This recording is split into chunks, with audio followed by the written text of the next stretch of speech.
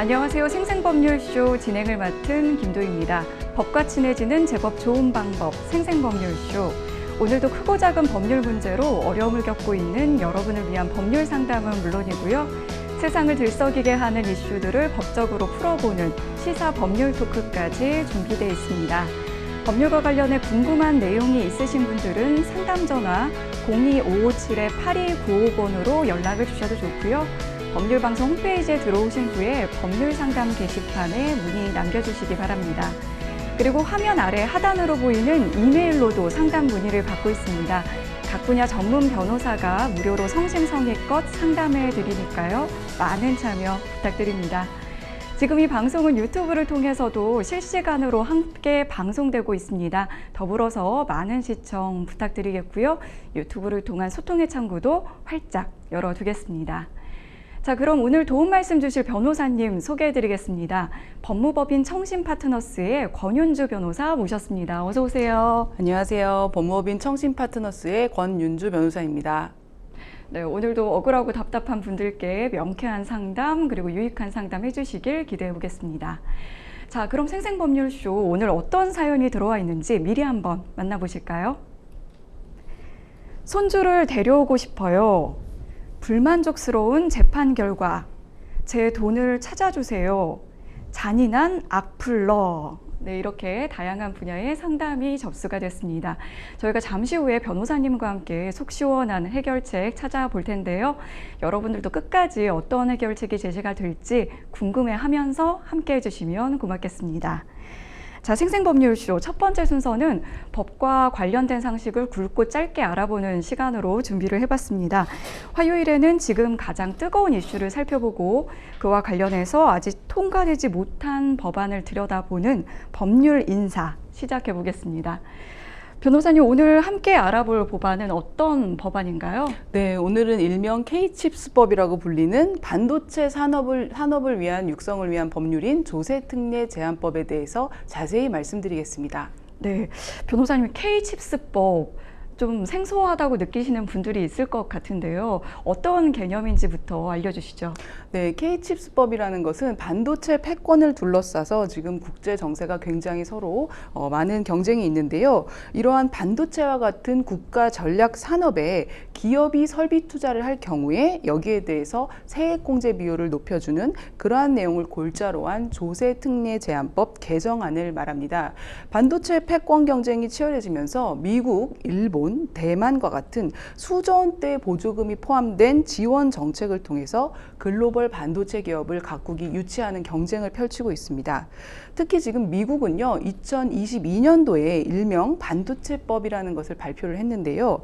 각국의 반도체를 투자하는 시설 투자가 미국 내에 이루어질 경우 그것에 대해서 25%의 세액 공제율을 적용하는 것입니다. 이처럼 각국의 반도체 지원이 이렇게 경쟁이 나면요, 우리나라 국내에 반도체 투자하는 업계가 굉장히 경쟁에서 뒤처질 수 있다는 우려가 나오고 있습니다. 네.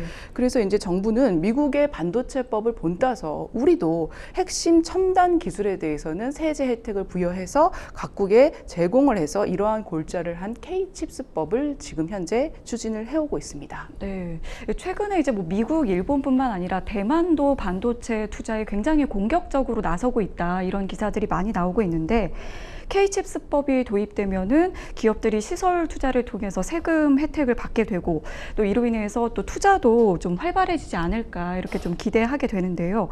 정부가 발표한 K칩스법에는 어떤 내용들이 좀 들어가 있나요? 네, 2022년 12월 국회는요, 대기업의 반도체 시설 투자에 대해서 세액 공제율을 6%에서 8%로 이제 인상하는 K칩스법을 통과를 시켰습니다.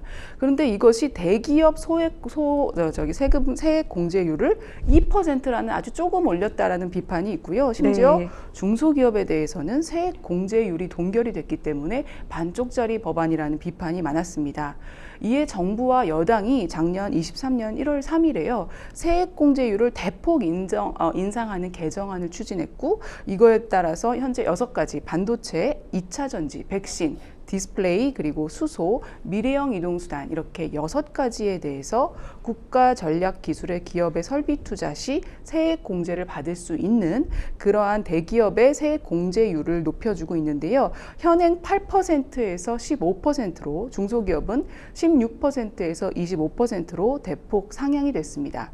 여기에다가 현행 4%인 신규 투자 추가 공제율 10%로 늘려서 이를 모두 합쳐서 받으면 최대 25에서 35%의 공제가 적용이 됩니다. 그래서 K치수법은 그동안 대기업에게 너무 특혜 주는 거 아니냐, 네, 그리고 그렇죠. 이렇게 세수를 감소시키면 좀 국가 재정에 문제가 있다라는 이유로 반도체 지원법에 대해서 조금 소극적인 태도를 취해왔던 민주당 기존의 야당이 좀 적극적으로 나서면서 이제 조금 더 기대감이 커졌지만 21대 국회에서는 폐지가 됐습니다. 네, 정부와 여당이 제시한 이제 개정안의 핵심 내용이라고 한다면 좀 세액 공제율을 좀 상향시켰다. 이 부분이 좀 있다고 생각하면 될 것 같은데요. 그런데 이제 최근 야당에서 야당표 K칩스법을 발의를 했습니다. 정부 여당보다 훨씬 더 과감한 내용을 담고 있다. 그런 평이 나오고 있는데 야당표 K칩스법에는 어떤 내용이 있나요? 네, 이제 올해 정부는요, 6월에 세액 공제율은 그대로 유지하겠다라는 방안을 발표를 했는데요. 말씀해 주신 대로 민주당의 김태년 의원이 전날에 전격적으로 굉장히 파격적인 내용을 네. 발의를 했습니다. 이건 뭐냐면 구체적으로 반도체 기술에 시설 투자를 하면 25%에 25에서 35%에 대한 세액 공제를 해주고 연구개발 R&D의 경우에는 40에서 50% 세액 공제율을 적용을 해주는 것입니다.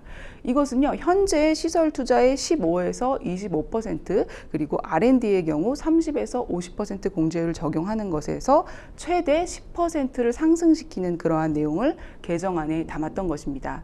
그런데 지금 이러한 업계의 수건인 반도체 산업 보조금에 대한 지급은 내용이 빠져 있다라는 그런 내용이 있어서 정부는 조금 민주당에서 전향적인 내용이 나오기를 기대했지만 이번의 내용은 당초 알려진 계획과 크게 달라진 것은 없다라는 평이 있기도 합니다. 네, 이 세액 공제율의 상한 폭이 좀 더 높아졌다 이런 부분은 있지만 또 뭐 크게 달라지는 건 없었다 이런 평을 해주셨는데요.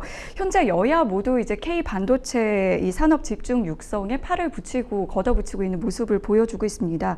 여당안과 야당안 구체적으로 좀 어떤 차이가 있다고 봐야 할까요? 네, 국민의힘에서는 보조금을 지급하는 것에 좀 더 초점을 두고 있고 네. 민주당에서는 세액공제율을 조금 높이는 것에 초점을 맞춘 법안을 발의한 상태입니다. 민주당에서 처음으로 김태년 의원이 발의한 내용은 K칩스법, 즉 조세특례 제한법이라는 것이 있고요. 반도체 특별법 제정안을 발의를 했습니다.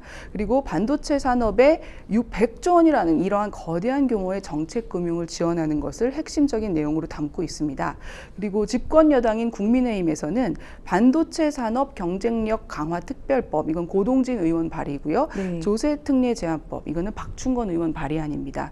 이것은 반도체 육성을 위한 법안을 각각 발의를 한 것인데요. 이 내용을 살펴보면 올해 일몰 예정인 세액공제 기한, 그러니까 기한이 이제 끝나가게 되거든요. 올해가 이제 끝인 거죠. 그대로 내버려 두면. 네, 그래서 이 부분을 연장해야 된다는 것이 당연한 지금 합의가 있는데요. 네. 이러한 연장을 얼마나 해야 될 것인가에 대해서 박충건 의원은 6년, 민주당의 김태년 의원은 10년 정도를 연장하자는 내용이 있었습니다. 그리고 삼성전자 출신이면서 현재 당내의 AI 반도체 위원장인 고동진 위원의 경우에는요, 이러한 조세특례 제한법에 있는 내용을 특별법으로 아예 옮겨오고 일몰 기간을 아예 설정을 하지 말자. 그러니까 아예 계속 일몰 기간을 설정하지 말고. 네, 영구히 적용하자. 그래서 네네. 세액공제를 계속해서 기업에게 혜택을 주자. 이런 네. 취지로 아예 조금 더 파격적인 내용을 담았습니다. 그런데 이제 보조금 지급은 여당 안에만 포함이 됐고요. 고동진 의원은 대통령 직속 반도체 산업 경쟁력 강화 특별위원회라는 것을 설치해서 보조금 지원을 심의 이행하도록 하는 것으로 규정을 했습니다. 네. K칩스법을 두고 이 주도권 경쟁이 좀 상당하다 이런 느낌을 좀 받는데요. 어느 안이 수용될 것인가 여기에 대해서도 좀 궁금증이 생깁니다. 현재 양당이 발표한 법안이 있는데 이 반도체 업계에서는 어떻게 바라보고 있나요? 네, 업계에서는 아무래도 이 정치권에서 그간 이루어지지 않았던 우선 보조금 지급이 가장 핫 이슈입니다. 네. 보조금 지급을 검토한다는 것 자체에는 매우 긍정적인 평가가 이루어지고 있고요. 다만 그 보조금을 어떻게 마련할 것이냐, 이 재원 마련 방안이나 규모에 대한 구체적인 어떤 내용이 부족하기 때문에 이것이 과연 현실화될 수 있냐라는 점을 아쉬운 점으로 꼽고 있습니다. 실제로 정부에서도 기획재정부에서는요, 건전한 재정에 대한 기조를 해칠 수가 있다라는 이유로 보조금 지급에는 좀 부정적인 것으로 전해지고 있습니다. 그렇군요. 예, 반도체 경쟁에 미국이 지금 굉장히 지금 앞서서 불을 붙이고 네. 있는데요. 미국의 경우에는 22년 발표한 칩스법을 통해서 무려 527억 달러 규모의 재정을 투입하고요. 그 중에서 280억 달러를 반도체 제조 공장에 대해서 보조금으로 준다는 계획이 이미 나와 있습니다. 그리고 유럽 연합에서도요, 지금 이와 같이 미국에 뒤지지 않게 우리도 투자해야 된다라는 취지로 430억 유로를 지원하는 이러한 유럽 반도체법을 통과를 시켜서 주목을 받았습니다. 그래서 우리나라의 경우에는 이렇게 직접적인 보조금이 지원된 것에 대한 지금 논의가 이제 네. 시작되는 단계이고요. 이것에 대해서 직접 보조금이 아니라 현재 상태에서는 인프라, 그러니까 용수나 전력과 같은 인프라를 제공하고 세액공제와 같은 세금적인 혜택을 주고, 그리고 각종 규제를 완화하는 식으로 좀 간접적으로 현재는 지원하고 있다는 점에서 이제 반도체 산업이 국가 간 경쟁입니다. 그런데 우리나라가 과연 국가 간 경쟁력이 있느냐에 대해서 타 국가와 마찬가지로 좀 종합적이고 좀 시스템이 체계화된 지원책이 마련이 좀 필요하다는 의견이 많이 제기되고 있습니다. 사실 이 개정안이 21대 국회에서는 이제 폐기 수순을 밟았는데 이번에는 좀 여야가 잘 이제 합의를 해가지고 22대 국회에서는 법안 처리에 좀 속도를 낼 수 있을까, 이것도 좀 궁금해지는데요. 변호사님께서는 앞으로 좀 전망 어떻게 보시나요? 네, 진성준 민주당 정책위 의장께서는 이렇게 말씀을 하시더라고요. 여야가 지금 이러한 이 법안 자체에는 좀 합의를 하고 있다. 이러한 네. 법안이 필요하다는 필요성에 합의를 하고 있기 때문에 상임위 차원에서 앞으로 심사가 진행이 될 것이고 법안이 굉장히 긍정적으로 이루어질 것이라는 입장이고요. 실제로 산자위 야당 간사인 김원희 의원도 양당이 모두 관심 있는 사안이다. 그렇기 때문에 추후에 산자위의 일정이 좀 조속히 나올 것이고 거기에 대해서 법안 지원이 논의가 될 것이라고 예고를 했습니다. 국민의힘은 AI 반도체 특별위원회가 있는데요. 오는 7월에는 반도체 관련 스타트업을 초청해서 세미나를 진행하고요. 올해 9월에는 이것에 대해서 반도체법 공청회를 열어가지고 전문가들의 의견을 수렴하고 입법 외에도 당 차원의 전체적으로 총력을 기울일 전망이다라고 밝히고 있습니다. 네. 사실 여야가 뭐 첨예하게 지금 뭐 갈등하는 법안이 아니고 양쪽 다 필요성을 좀 인정을 하고 있는 법안이기 때문에 좀 통과가 되지 않을까 좀 기대를 해봐도 좋을 것 같다는 생각이 드는데요. 반도체는 이제 미래의 핵심 그 전략 산업이라고 불리는 만큼 세계 각국의 패권 경쟁이 치열한 상태입니다. 이번 개정안이 한국 반도체 산업에 있어서 경쟁력을 높이는데 핵심적인 역할을 하길 기대해 보겠습니다. 지금까지 이슈와 법률에 대해서 살펴보는 법률 인사 함께했습니다. 여러분은 지금 생생법률쇼를 시청하고 계십니다. 어렵고 복잡한 법률 문제로 고민하고 계신가요? 그렇다면 생생법률쇼가 도와드리겠습니다. 생생법률쇼에선 민사, 형사, 가사 등 각 분야 전문 변호사들이 매년 800여 건의 법률 문제를 속 시원하게 해결해드리고 있는데요. 그럼 무료로 법률 상담을 받을 수 있는 3가지 방법, 지금부터 소개합니다. 첫째, 02-557-8295번으로 전화해 법률 상담 신청을 한다. 둘째, 법률방송 홈페이지에 접속해 법률 상담 게시판에 사연을 올린다. 셋째, 지금 화면에 나오고 있는 이메일 주소로 사연과 연락처를 보낸다. 속 시원한 법률 상담 프로그램 생생법률쇼. 지금 바로 상담 신청하세요.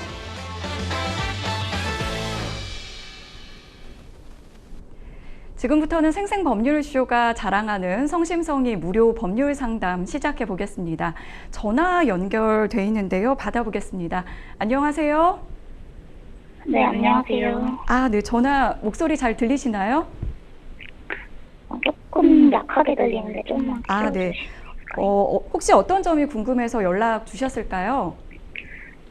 제가 그 3년 전에 남편이 바람을 펴가지고 이혼을 했거든요. 아, 네. 그래서 이제 올 3월에 이게 절차가 마무리가 됐는데 네. 이제 양육권은 제가 큰아들이랑 막내는 제가 갖고 오는 걸로 하고 네. 둘째 아들을 이제 전 남편이 키우는 걸로 합의를 했어요. 아, 네. 근데 이제 그래서 지금은 막내딸에 대해서만 매달 양육비를 받고 있는데 네. 전 남편이 지금 이혼 후에 재혼을 해서 아이도 있거든요. 아, 네. 근데 이제 둘째가 이제 거기서 살고 있잖아요. 네. 근데 갑자기 뭐 기숙학교에 들어갈 수도 있다고 이렇게 말을 하는 거예요. 네. 그래서 뭐 때문에 그러냐 했더니 공부를 하도 안 해가지고 그 전 남편이 결혼한 사람이 기숙사에 보내겠다고 했다고 네. 그랬다는데 지금 둘째가 지금 초등학생이거든요. 아, 네. 근데 이게 말을 좀 안 듣는다고 기숙사 있는 학교에 보내는 게 네. 말이 되나 싶어가지고 예전에 이런 적이 좀 있었어요. 네. 뭐 보고 싶어서 전화를 하면 뭐 스피커폰 끄고 전화하고 뭐 소리를 지른다거나 되게 구박을 당하는 것 같다는 생각이 들기도 했었거든요. 아, 근데 네. 이번에 이런 일이 있으니까 확 그런 생각이 드는 거예요. 이게 아동학대 같은 네. 그런 정황이 좀 보여서 좀 네. 이거를 처벌할 수 있을까 궁금했고요. 네. 최근에는 이제 뭐 그런 것 때문에 둘째가 저랑 살고 싶다고 하더라고요. 네. 그래서 전 남편한테 제가 이제 둘째 데려가겠다 이렇게 네. 말을 하니까 만약에 데려가면 데려가는 건 상관없는데 뭐 양육비를 줄 수 없다고 이렇게 말하더라고요. 네. 그래서 근데 양육비를 제가 지금 받지 못하면 아이를 좀 데려오기가 힘든 상황이거든요. 아, 네. 그래서 아이를 만약에 데려왔는데 만약에 정말로 양육비를 안 주면 이걸 어떻게 해야 될지 궁금하고 그래서 네. 연락드렸어요. 아, 네. 그러니까 상담자님이 이혼을 하신 이후에 이제 남편분이 둘째 아들을 이제 지금 양육을 하고 있는 상황인데 재혼을 한 뒤에 좀 정황상 좀 아동 학대가 아닌지 좀 의심스러운 상황이 좀 있어서 데리고 오고 싶으신 상황이신 것 같아요. 그래서 이제 그런 상황을 저희가 이제 좀 사연을 같이 들어봤고요. 옆에 권윤주 변호사님 나와 계시거든요. 좀 이야기 나누면서 또 상담 더 받아보도록 하겠습니다. 네, 안녕하세요. 네, 안녕하세요. 네, 몇 가지만 여쭤보겠습니다. 네. 네, 선생님, 그 이혼하실 때 조정으로 하셨어요? 아니면 판결로 하셨어요?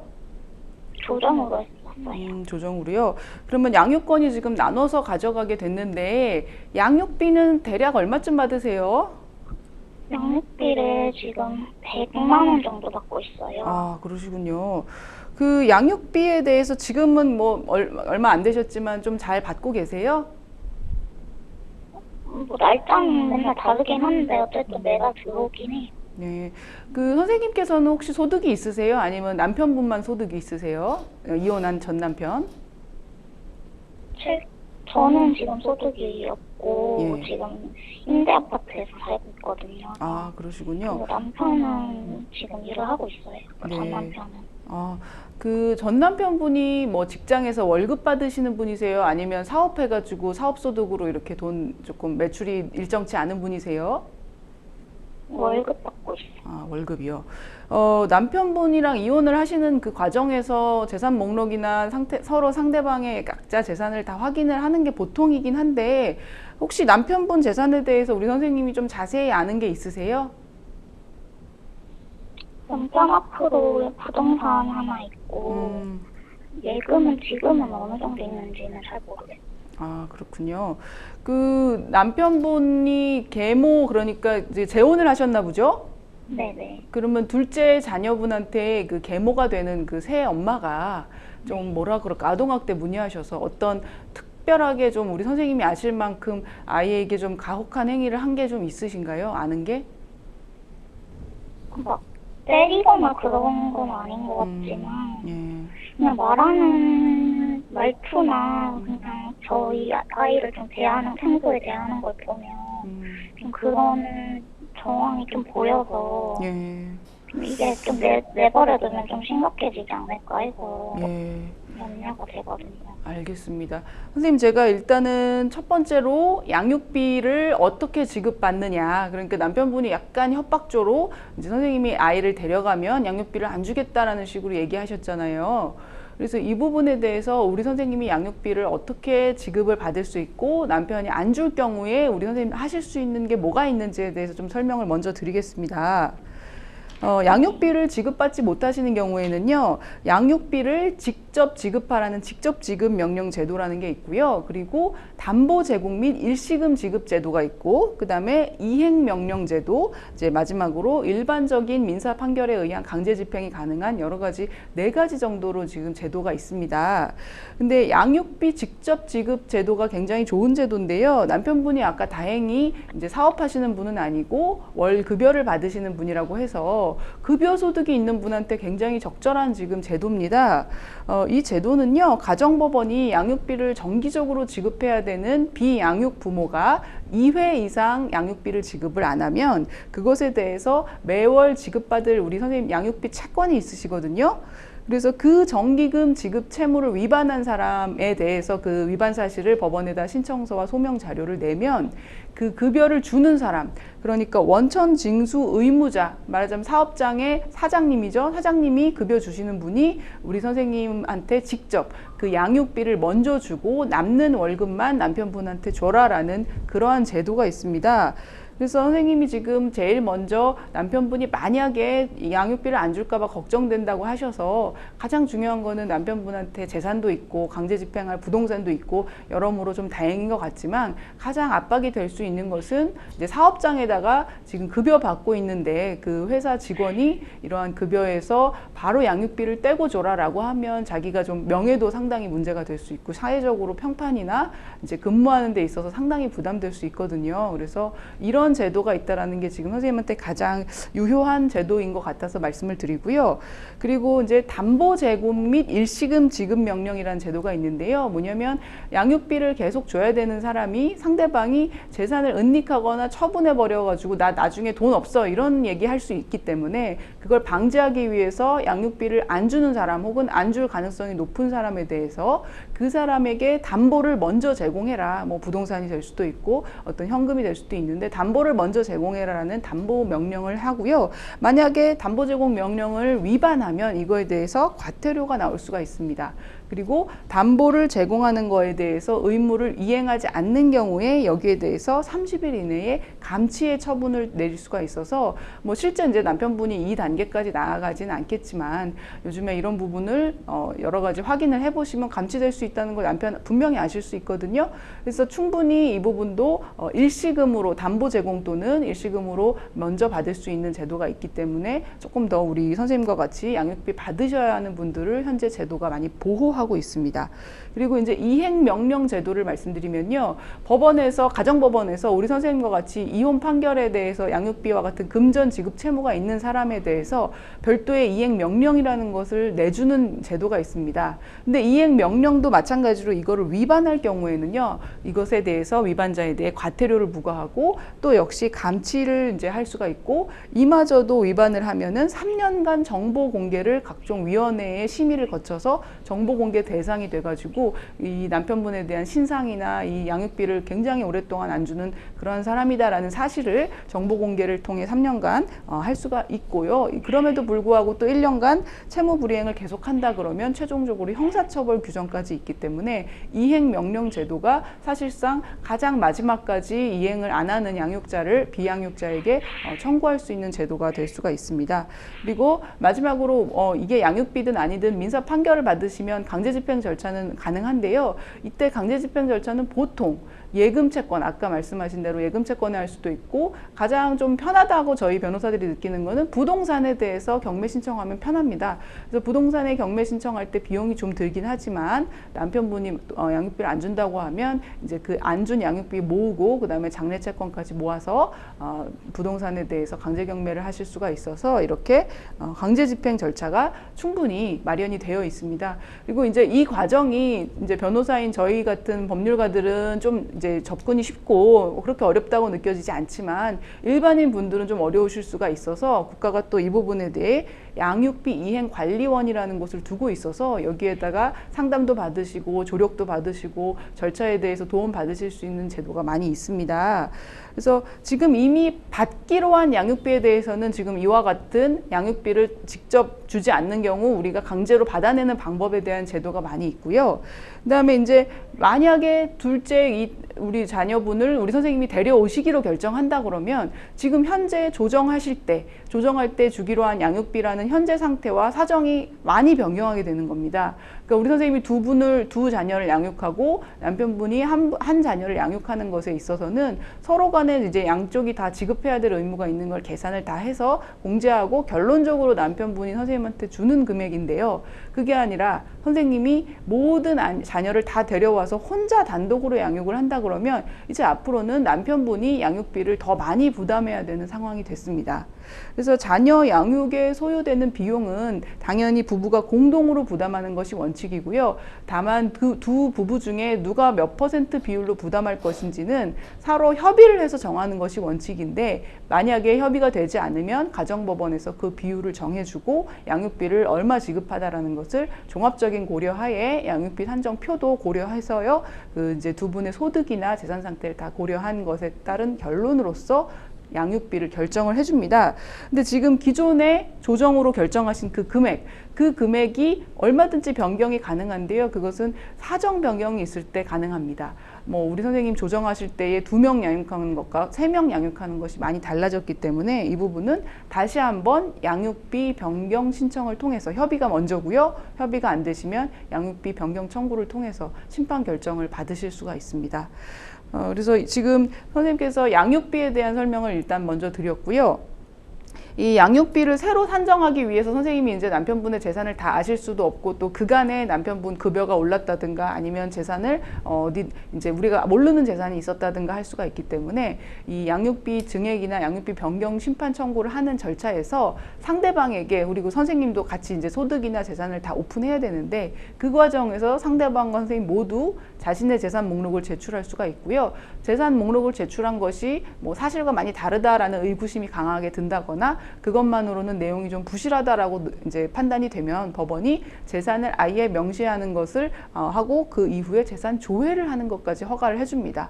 그래서 재산 조회를 하면 금융기관이나 부동산이나 증권, 뭐 차량 대부분의 모든 경제적인 활동에 대한 재산 내역을 법원을 통해서 공식적으로 재산 내역을 알 수가 있기 때문에 이 부분을 다 확인해서 종합적으로 양육비에 대해서 최대 한도로 선생님에게 유리하게 증액 결정을 받으실 수가 있습니다. 그리고 이제 마지막으로 우리 선생님 아까 질문하신 것 중에 아동학대가 있는데요. 아동학대는 지금 우리 선생님 사안이 조금 이게 학대 사안이냐 아니냐에 대한 정보는 좀 많이 부족하신 것 같아요. 그래서 아동학대에 대한 원칙을 말씀드리면 18세 미만의 아동에게 부모를 포함한 어떠한 성인이 정신적으로, 신체적으로, 성적으로 어떠한 학대 행위를 하는 것에 대해서 형사처벌 규정을 두고 있는데요. 이때 우리가 생각할 때 이것까지 학대가 되나 싶을 정도로 요즘에 수위가 많이 올라와가지고요. 언어적인 모욕이나 정서적인 위험, 뭐 그리고 방임, 또 감금, 억제, 가학적인 행위 대부분 굉장히 좀 요즘 넓게 아동학대가 인정되는 추세입니다. 그래서 아동학대가 사실이다라고 하면 면밀하게 증거를 확보하셔서 고소하시면 이 부분 처벌이 될 수가 있습니다. 예. 선생님 더 궁금하신 점 있으세요? 근데 그 아동학대 증거를 확보하기가 좀 어려울 것 같은데 뭐 아들한테 그걸 녹음을 해오라 할 수도 없는 것 같은데 어떻게 방법이 있을까요?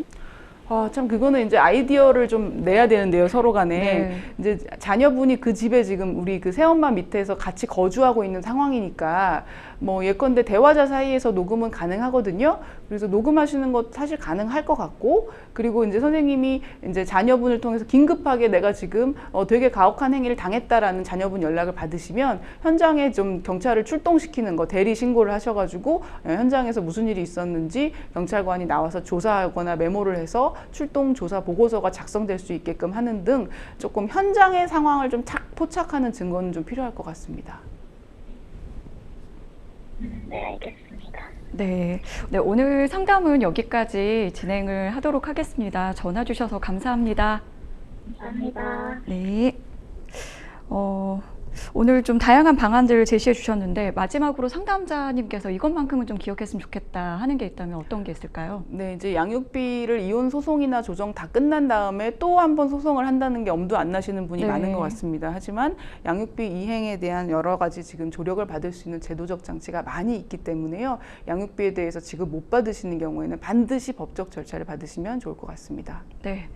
오늘 저희 방송은 이제 지금 현재 나가고 있는 방송이 유튜브 법률 방송 채널에도 올라가거든요. 아마 이게 한번 이렇게 돌이켜 보면서 보시면은 생각들을 정리하는 데도 좀 도움이 되지 않을까 그런 말씀 드리면서 좀 마무리해 볼까 합니다. 여러분은 지금 생생법률쇼와 함께하고 계십니다.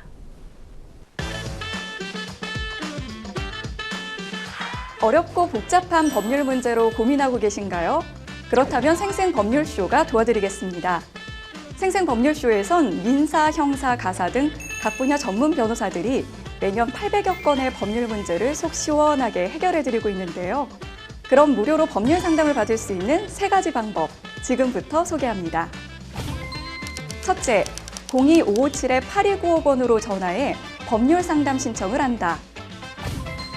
둘째, 법률방송 홈페이지에 접속해 법률 상담 게시판에 사연을 올린다. 셋째, 지금 화면에 나오고 있는 이메일 주소로 사연과 연락처를 보낸다. 속 시원한 법률 상담 프로그램 생생법률쇼. 지금 바로 상담 신청하세요.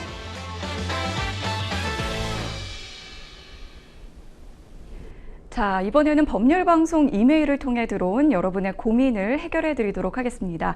어떤 사연인지 함께 만나보시죠. 작년에 체형 교정과 다이어트를 위해서 필라테스를 배우기로 했습니다. 동네에 필라테스 학원이 있는데 3년 정도 운영했다고 해서 안심하고 수강을 하기로 했는데요. 원장이 20회권을 한 번에 결제하면 할인을 해준다고 하더라고요. 한 번 수강하는데 7만 원씩이었고 원래는 140만 원이지만 장기 수강권 결제 시 120만 원이라고 해서 큰맘 먹고 120만 원을 결제했는데요. 4번 정도 수강했을 무렵 학원이 갑자기 폐업을 했어요. 원장은 연락도 되지 않았고 원장 혼자서 운영하는 곳이어서 다른 데 연락할 방법이 없더라고요. 부동산 통해서 건물주에게 문의하니 임차인이었던 원장이 몇 달째 임대료며 관리비를 못 내더니 얼마 전에 모든 금액을 지불했다고 하더라고요. 시기를 따져보니 폐업 직전까지도 장기 수강권 결제를 유도하며 회원을 모집하고 있었습니다.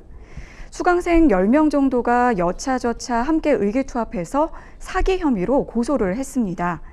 합치니까 피해 금액 규모만 3천만 원이 넘더라고요. 그런데 얼마 전 재판 결과가 나왔는데 징역 3개월에 집행유예 1년형을 선고받았습니다. 제가 그동안 사기를 당한 것이며 재판 과정을 너무 힘들어했던 것에 비하면 결과가 만족스럽지 않은데요. 다른 수강생들은 그냥 받아들이는 분위기입니다. 저는 항소를 하거나 다른 증거들을 더 모아서 재고소를 할지 고민 중인데요. 이런 경우 항소를 하려면 함께 고소했던 다른 수강생들도 동의를 해야 하는 건지요? 네, 이렇게 사연을 주셨습니다. 네, 생생법률쇼 이전에도 비슷한 사연이 종종 들어왔는데요. 변호사님 이처럼 좀 수강생들에게 선결제를 하도록 좀 유도를 한 뒤에 그 다음에 이제 폐업을 하고 잠적하는 경우, 이런 경우에는 이제 모두 좀 사기에 해당한다고 볼 수 있을까요? 네, 일단 사기죄는 형법에서 규정하고 있는데요. 사람을 기망해서 재물을 교부하게 하거나 재산상 이익을 취득하는 범죄입니다. 근데 이때 사람을 기망해서 재산을 교부받는다는 것에 있어서 기망이라는 것은 지금과 같이 필라테스는 이제 서비스입니다. 네. 서비스 공급 계약에 있어서 처음부터 이러한 서비스를 돈을 받더라도 공급할 의사나 능력이 없는데도 돈을 받았을 때가 이제 기망이고 네. 사기죄에 해당되게 됩니다.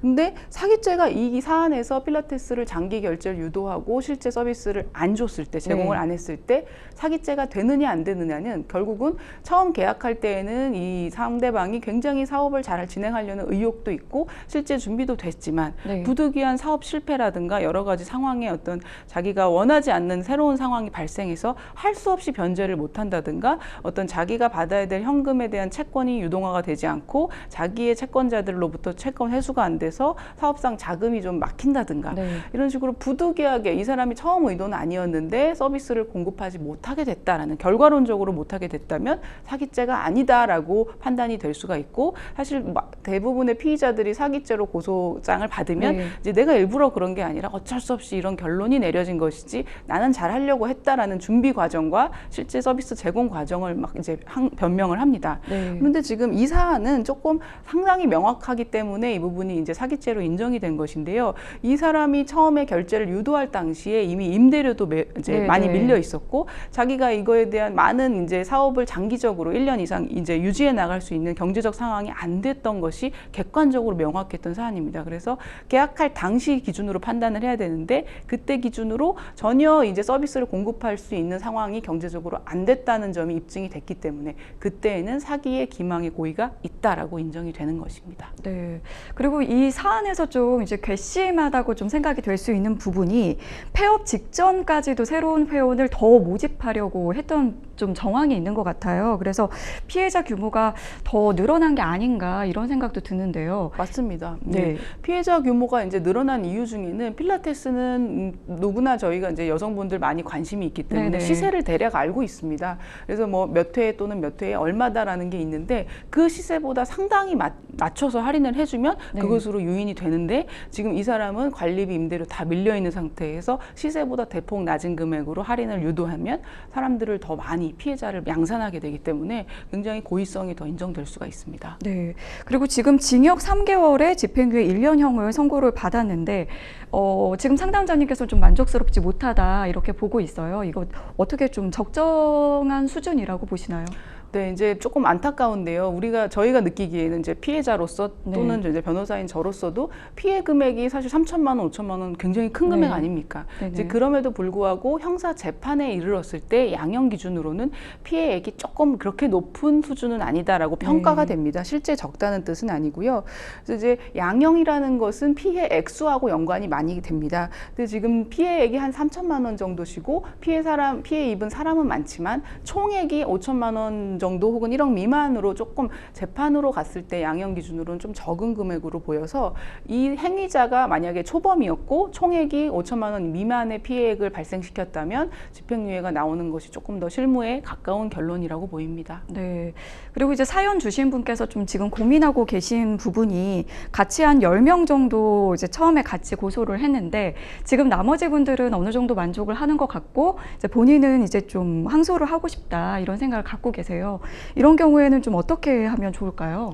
네, 이제 형사 절차에서 피해자는 사실 절차 당사자는 아닙니다. 이제 검사가 항소를 하거나 기소를 해서 네. 검사가 그거에 대한 결정권이 갖고 있기 때문에 피해자가 전부 동의를 해야 항소한다. 이런 것은 사실은 맞는 말은 아닙니다. 네. 근데 이제 검찰에서 양형 기준이나 이 사안에 대해서 최대한의 형이 내려졌다라면 항소를 안 할 수 있는 것이기 때문에 검찰 내부 기준으로 결정하는 것입니다. 네, 그렇군요.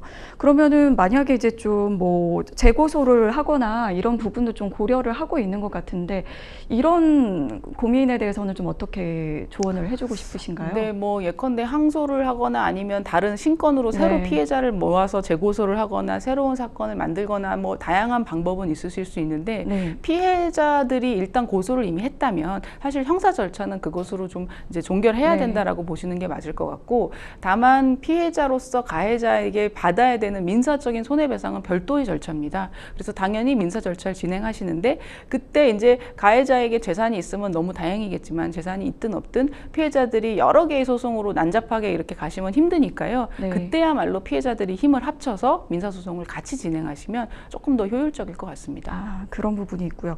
그리고 최근에 제가 이제 얼핏 듣기로는 그 수강 비용 같은 거를 할부로 좀 결제했을 경우에 신용카드 할부 항변 항변권 이런 걸 행사할 수 있다고 하더라고요. 이건 어떤 내용인가요? 네, 신용카드 할부의 항변권은 일단 할부로 결제하면 매월 이제 결제 금액이 나가는 방식인데요. 앞으로 내가 서비스를 받지 않았기 때문에 남은 할부는 결제하지 않겠다라는 걸 중단할 수 있는 제도입니다. 네. 그래서 신용카드 대부분의 회사는 항변권이 있는데 예외적으로 적용이 제외되는 범위가 있어서 이 부분이 좀 중요합니다. 네. 뭐냐면 거래 금액이 20만 원 이상인 거래여야 되고요. 3개월 이상의 할부 기간이어야지 그보다 낮은 금액이거나 기간이 짧으면 항변권이 없습니다. 그리고 상행위를 목적으로 하는 카드 결제, 예컨대 제가 어떤 거래에 이제 물건을 파는 상인으로서 그 이제 팔 물건을 어디서 떼어올 때 이제 카드 결제하는 그러한 상행위에 대한 카드 결제는 항변권을 인정해주지 않고 있습니다.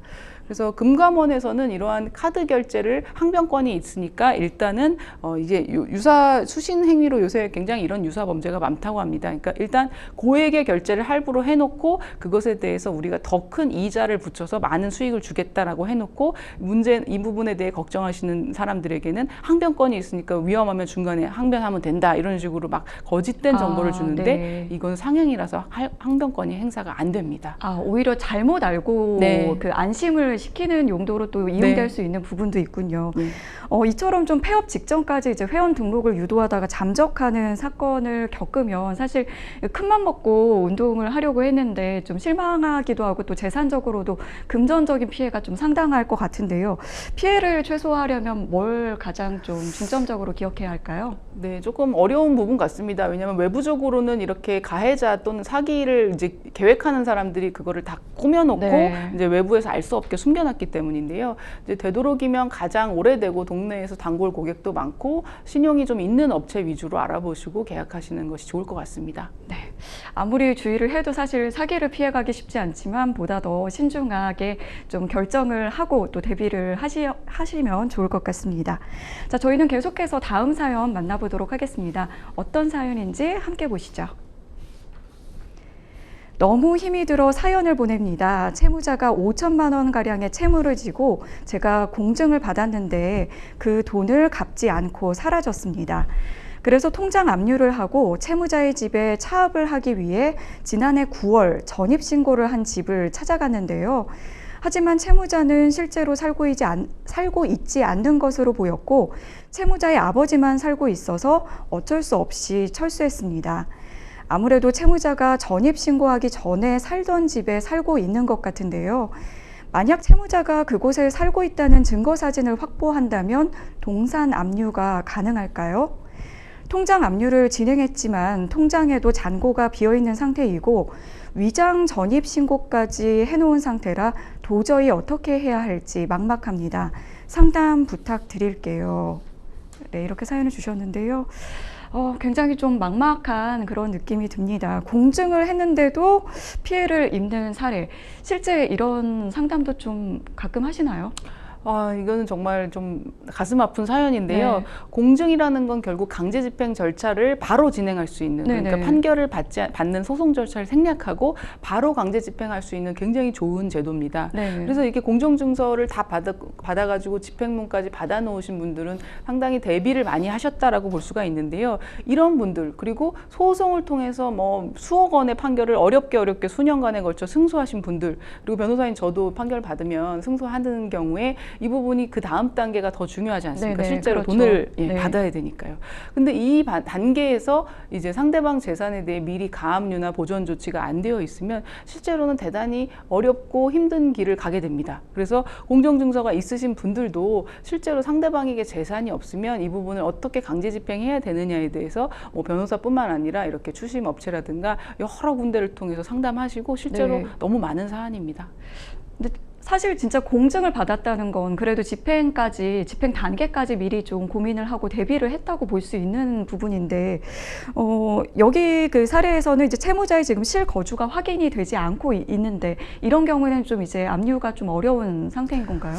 네, 이제 강제 집행이라는 건 보통 우리가 확실하게 채무자의 재산 알고 있으면 그 재산에 대해서 딱 특정해서 들어가게 됩니다. 예금이면 예금 채권, 부동산이면 강제 경매 해서 이렇게 두 가지 급여라든가 여러 가지 명확한 부분이 있으면 강제 집행을 바로 들어가는데요.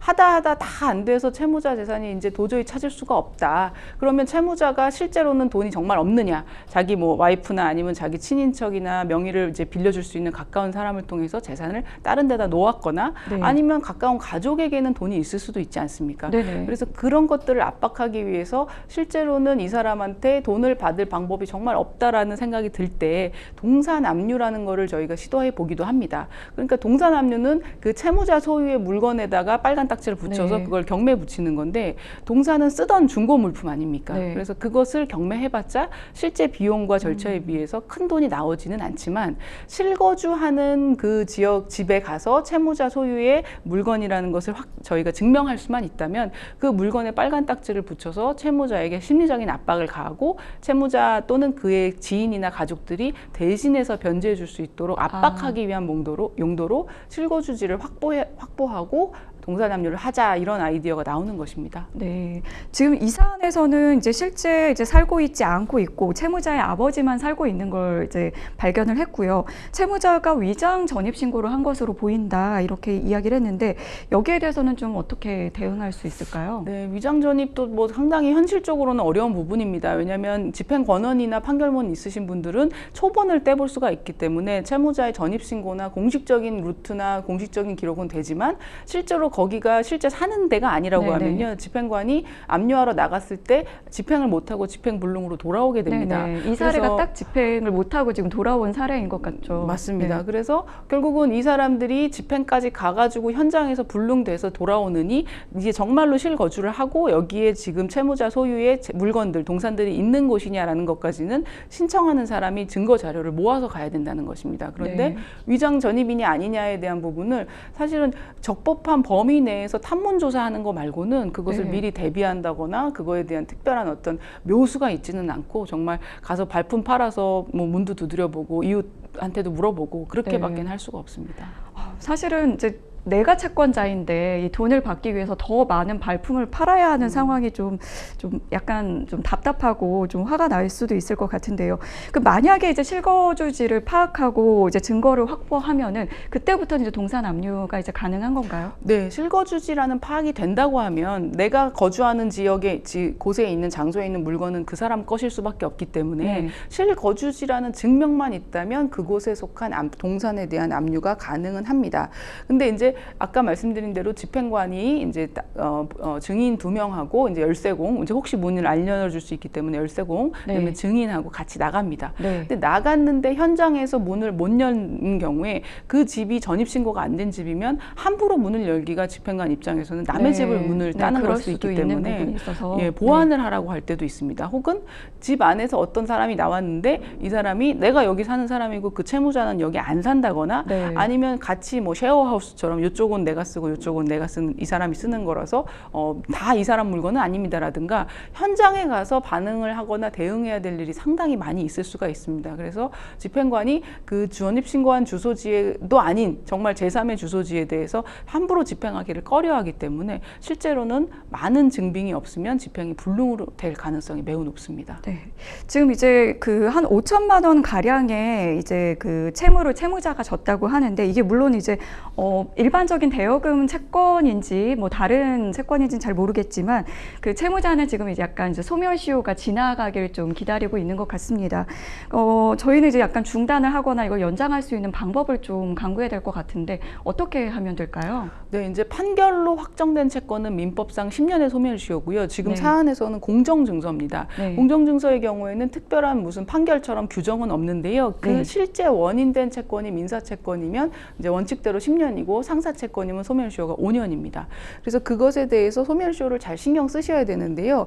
공정증서를 자체를 보관하는 기간은 공정증서 사무소에서 10년이라고 합니다. 그래서 10년 동안 원본을 잘 갖고 계셔야 되고 그다음에 이 약속어음으로 공정증서 받는 경우가 많으신데요. 약속어음의 경우에는 지급하기로 한 날로부터 3년이고요. 일람 출급일로부터 또 3년이기 때문에 단기 소멸시효가 되지 않도록 그 시간 안에 채권을 행사해야 되고 행사하는 것에서 더 나아가서 공정증서를 새로 받으시거나 판결을 받으시거나 해서 연장을 시켜놔야 됩니다. 그러면 이제 이 채권자가 이제 권리를 행사하기 전에 좀 유의해야 할 점이라든지 아니면 꼭 알아야 할 사항 어떤 게 있을까요? 네, 말씀드렸듯이 동산 압류는 우리 채권자들이 할 수 있는 강제 집행 중에 가장 마지막 단계라고 보입니다. 왜냐하면 동산 압류를 하기 위해서는 신청 비용도 들고 거기에 대해서 이제 현장에 나가가지고 집행관, 그다음에 열쇠공, 증인 비용 다 들고요. 그거에 대해서 현장에 나갔을 때 물건에 대해서 그 물건이 얼마짜리냐라는 감정평가도 해야 되고, 감정평가 후에 현장에서 실제 감정할 때 이제 아무도 낙찰받을 사람이 없으면 내가 낙찰받은 다음에 폐기물 처리 비용까지 해야 됩니다. 내가 쓸 게 아니라면. 그래서 그러한 막대한 시간과 비용, 그리고 그 강제 집행을 당하는 채무자도 이제 빚을 못 갚았다는 문제는 있지만 참으로 고통스러울 거 아닙니까? 그래서 이러한 부분을 다 고려해서 좀 신중하게 결정하시기를 조언드립니다. 네, 생생법률쇼 오늘도 어느덧 마칠 시간이 다 됐는데요. 오늘 함께해 주신 권윤주 변호사님 고맙습니다. 네. 네, 저희는 여기서 인사드리겠습니다. 끝까지 시청해 주신 여러분 진심으로 고맙습니다.